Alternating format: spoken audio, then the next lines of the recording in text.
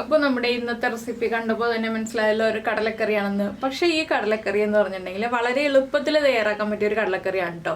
നമ്മൾ ഉള്ളി വഴറ്റുകയോ അതുപോലെ തന്നെ സവോള വഴറ്റുക അങ്ങനെ ഒന്നും ചെയ്യണ്ട. നമുക്ക് വളരെ എളുപ്പത്തിൽ കുക്കറിൽ തയ്യാറാക്കാൻ പറ്റിയ ഒരു കടലക്കറിയാണ്. ഉള്ളി വഴറ്റാതെ എങ്ങനെയാണ് നമ്മുടെ കടലക്കറി കുക്കറിൽ തയ്യാറാക്കുന്നത് എന്നുള്ളതാണ് ഈ ഒരു റെസിപ്പി. അപ്പോൾ നിങ്ങൾ ഇങ്ങനെ ഒരു റെസിപ്പി തയ്യാറാക്കി നോക്കിയില്ലെങ്കിൽ ഉറപ്പായിട്ടും ട്രൈ ചെയ്ത് നോക്കും. നമുക്ക് എങ്ങനെയാണ് നമ്മുടെ കടലക്കറി തയ്യാറാക്കുന്നത് നോക്കാം. നമുക്ക് നമ്മുടെ ഇൻഗ്രീഡിയൻസ് നോക്കാം. ഞാനിപ്പോൾ 3/4 കപ്പ് കടല ഓവർനൈറ്റ് സോക്ക് ചെയ്തെടുത്തിട്ടുണ്ട്. ഇല്ലെങ്കിൽ ഒരു 6 മണിക്കൂർ സോക്ക് ചെയ്തെടുക്കുക. അതിലേക്കായിട്ട് ഒരു മീഡിയം വലിപ്പമുള്ള സവോള എടുത്തിട്ടുണ്ട്. ഒരു 15 ഉള്ളി എടുത്തിട്ടുണ്ട്. ഇതിൽ ഉള്ളി നിർബന്ധമാണ് കേട്ടോ. പിന്നെ കുറച്ച് ഇഞ്ചി എടുത്തിട്ടുണ്ട്. ഇഞ്ചിയും അത്യാവശ്യം വേണം. പിന്നെ എടുത്തിരിക്കുന്നത് 2-3 വറ്റൽമുളക്. അത് നമുക്ക് കറി ഉണ്ടാക്കാൻ തുടങ്ങുമ്പോൾ തന്നെ ആവശ്യമുള്ളതാണ്. പിന്നെ 1/2 കപ്പ് തേങ്ങ ചിരവിയതെടുത്തിട്ടുണ്ട്. പിന്നെ വേണ്ടത് 1/4 ടീസ്പൂൺ പെരിഞ്ജീരകം, ഒരു വലിയ പീസ് പട്ട ചെറിയ പീസുകളായിട്ട് ഒടിച്ചു വെച്ചിട്ടുണ്ട്. പിന്നെ തക്കോലത്തിൻ്റെ 2-3 പെറ്റൽസ് എടുത്തിട്ടുണ്ട്. 2-3 ഗ്രാമ്പു, ഒരു ഏലക്ക. ഇത്രയാണ് നമുക്ക് ആദ്യം ആവശ്യമുള്ള കാര്യങ്ങൾ. പിന്നെ പൊടികളൊക്കെ ചേർക്കുമ്പോൾ പറയാം. ആദ്യം നമുക്ക് ഈ സവോള ഒന്ന് നീളത്തിൽ കട്ട് ചെയ്ത് വെക്കാം.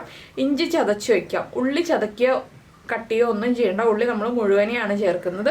പിന്നെ നിങ്ങളുടെ കടലയുടെ കുക്കിംഗ് ടൈം അനുസരിച്ച് കുക്കറിൽ എത്ര വിസിൽ വരുമ്പോൾ കുക്കാവും എന്നുള്ളത് തീരുമാനിക്കുക. എൻ്റെ കടല 10 വിസിൽ വരുമ്പോഴാണ് കുക്കാവുന്നത്. അത്രയും വിസിൽ എടുക്കുന്നുണ്ട് ഞാൻ.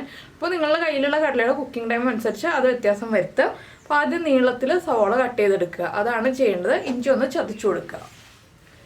ഇപ്പോൾ നമ്മുടെ സവോള നീളത്തിൽ കട്ട് ചെയ്തെടുത്തിട്ടുണ്ട്. ഇഞ്ചി ചതച്ചെടുത്തിട്ടുണ്ട്. ഇനി നമുക്ക് കറി ഉണ്ടാക്കാൻ തുടങ്ങാം. ഒരു കുക്കർ ആദ്യം സ്റ്റൗവിലേക്ക് വെച്ചിട്ട് ചൂടാക്കി എടുക്കാം. അപ്പോൾ നമ്മുടെ കുക്കർ ചൂടായി വന്നിട്ടുണ്ട്. ഇതിൽ അധികം വഴറ്റൽ പരിപാടികളൊന്നുമില്ല കേട്ടോ. നമ്മളെല്ലാം ഒരുമിച്ച് തന്നെ ചേർത്തിട്ടാണ് ഈ ഒരു കറി ഉണ്ടാക്കുന്നത്. പിന്നെ നിങ്ങൾക്ക് തക്കാളി ചേർക്കണം എന്നുണ്ടെങ്കിൽ തക്കാളി ചേർക്കാം. ഒരു തക്കാളി ചേർക്കാം. അതുപോലെ തന്നെ വെളുത്തുള്ളി ചേർക്കണം എന്നുണ്ടെങ്കിൽ വെളുത്തുള്ളി ചേർക്കാം. ഞാനിപ്പോൾ ആകെ 1 ടീസ്പൂൺ കടുക് ചേർക്കുന്നുണ്ട്. കടുക് ഒന്ന് പൊട്ടി തുടങ്ങട്ടെ.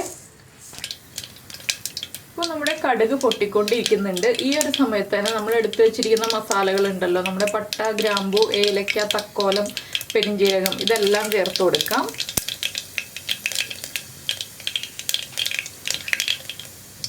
ഇതെല്ലാം പൊട്ടി വരട്ടെ. ഇതിൻ്റെ കൂടെ തന്നെ നമ്മൾ എടുത്തു വെച്ചിരിക്കുന്ന വറ്റൽമുളക്, ഒരു 3 വറ്റൽമുളക് ഞാൻ എടുത്തു വെച്ചിട്ടുണ്ട്. അതും കൂടി ചേർത്ത് കൊടുക്കുകയാണ്.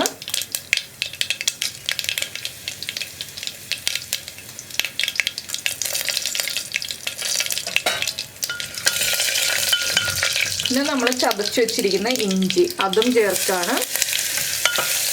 ഇഞ്ചി മാത്രം ചേർത്തിട്ട് ഒന്ന് ഇളക്കി കൊടുക്കുക. ഇഞ്ചിയുടെ ആ ഒരു റോ ടേസ്റ്റ് മാറി വരുന്നത് വരെ.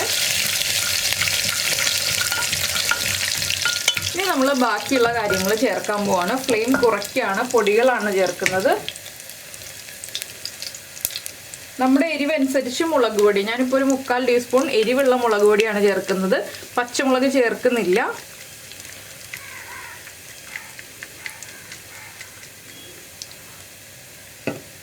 അര ടീസ്പൂൺ മഞ്ഞൾപ്പൊടി. നമ്മൾ ഇഞ്ചി ചേർത്തിരിക്കുന്നതുകൊണ്ട് തന്നെ പൊടികൾ കരിഞ്ഞു പോയില്ല കേട്ടോ. ഇടയ്ക്കൊന്ന് ഇളക്കി കൊടുത്താൽ മതി. 1/2 ടീസ്പൂൺ മല്ലിപ്പൊടി.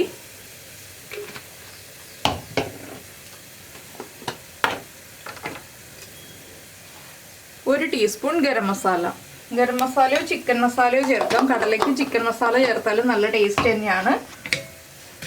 ഇതെല്ലാം ചേർത്ത് ഈ പൊടികളൊന്ന് കുക്കായി വരുന്നത് വരെ ഒന്ന് ഇളക്കി കൊടുക്കുക. വേഗം തന്നെ പൊടികൾ കുക്കായി വരും. സവോളയിലേക്കൊന്നല്ല നമ്മൾ ചേർത്തിട്ടുള്ളത്, ഡയറക്റ്റ് ചേർത്തത് കൊണ്ട് തന്നെ വേഗം പൊടികൾ കുക്കായി കിട്ടും. ഇനി നമുക്കിതിലേക്ക് ഉള്ളിയും സവോളയും ചേർത്ത് കൊടുക്കാം.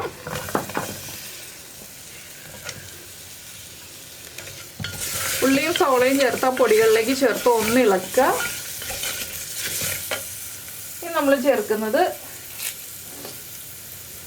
2 തണ്ട് കറിവേപ്പില, അതുപോലെ തന്നെ നമ്മുടെ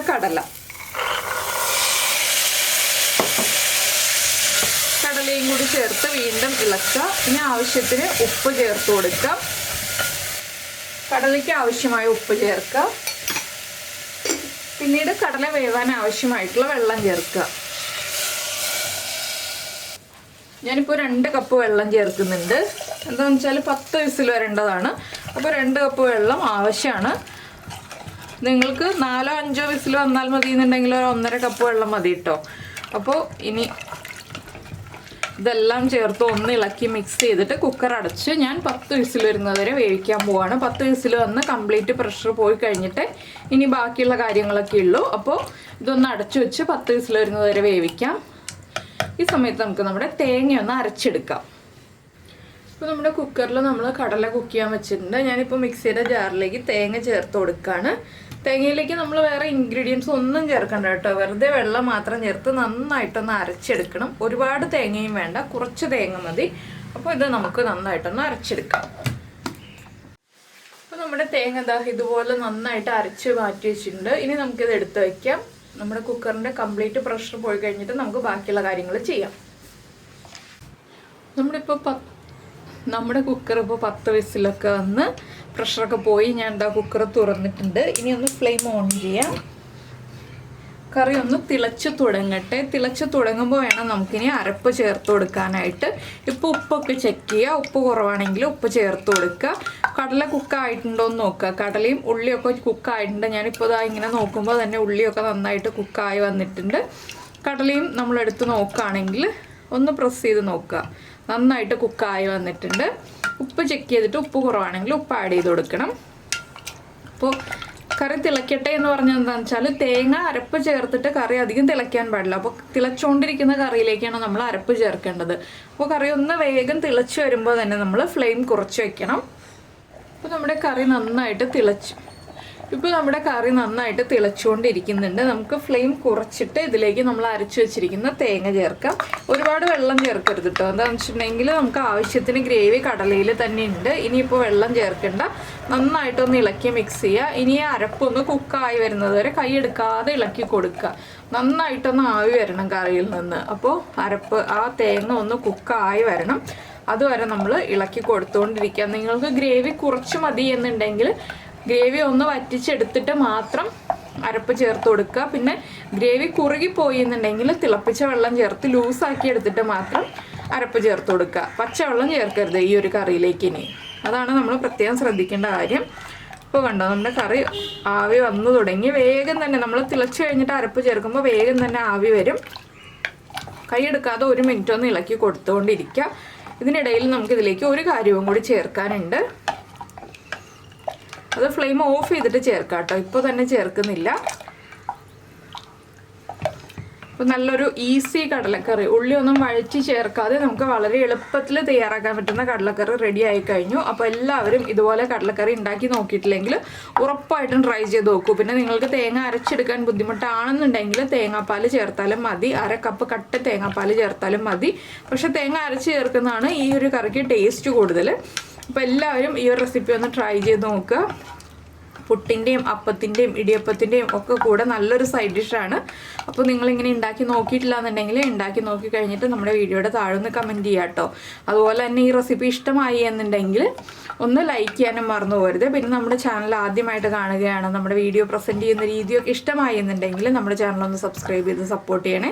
സബ്സ്ക്രൈബ് ചെയ്യുന്നതിന് ഈ വീഡിയോയുടെ താഴെയുള്ള റെഡ് സബ്സ്ക്രൈബ് ബട്ടൺ ഒന്ന് ക്ലിക്ക് ചെയ്യുക. അതിൻ്റെ റൈറ്റ് സൈഡിലുള്ള ബെല്ലൈക്കണും ക്ലിക്ക് ചെയ്യുക. അപ്പോൾ ഓൾ എന്ന് പറഞ്ഞിട്ടൊരു ഓപ്ഷൻ കാണാം. ആ ഓളും കൂടി പ്രസ് ചെയ്തിട്ടുണ്ടെങ്കിൽ ഞാൻ എപ്പോഴും വീഡിയോ അപ്ലോഡ് ചെയ്യുമ്പോൾ നിങ്ങൾക്ക് നോട്ടിഫിക്കേഷൻ വരും. അപ്പോൾ ഇനി നമുക്ക് ബാക്കിയുള്ള കാര്യങ്ങളൊക്കെ ചേർക്കാം. ഞാൻ ഫ്ലെയിം ഓഫ് ചെയ്യാണ്. ഒരു 2-3 ഇതിൽ കറിവേപ്പിലയും അതുപോലെ തന്നെ 1/2 ടീസ്പൂൺ പെരിഞ്ജീരകം പൊടിച്ചത്, ചൂടാക്കി പൊടിച്ചതല്ല, വെറുതെ മിക്സിയുടെ ജാറിലൊന്ന് പൊടിച്ചെടുത്തതാണ്. ഇത് രണ്ടും ചേർത്തിട്ട് നന്നായിട്ടൊന്ന് ഇളക്കി മിക്സ് ചെയ്ത് ഇളം ചൂടോടുകൂടി നമുക്കിത് പുട്ടിൻ്റെയോ അപ്പത്തിൻ്റെയോ ഒക്കെ കൂടെ കഴിക്കാം. നല്ല ചൂടോടെ കഴിക്കുന്നതിനേക്കാൾ ടേസ്റ്റ് ഇളം ചൂടോടെ കഴിക്കുന്നതാണ്. അപ്പോൾ ഇത് കുറച്ച് ലൂസായിട്ടുള്ള കടലക്കറിയാണ് കേട്ടോ, ഭയങ്കര തിക്കായിട്ടുള്ളതല്ല, ഈ ഒരു കൺസിസ്റ്റൻസിയിലാണ് ഇരിക്കുന്നത്. അപ്പോൾ എല്ലാവരും ട്രൈ ചെയ്ത് നോക്കും എന്ന് വിചാരിക്കുന്നു. നമുക്ക് നമ്മുടെ അടുത്ത റെസിപ്പിയുമായിട്ട് അടുത്ത ദിവസം വീണ്ടും കാണാം.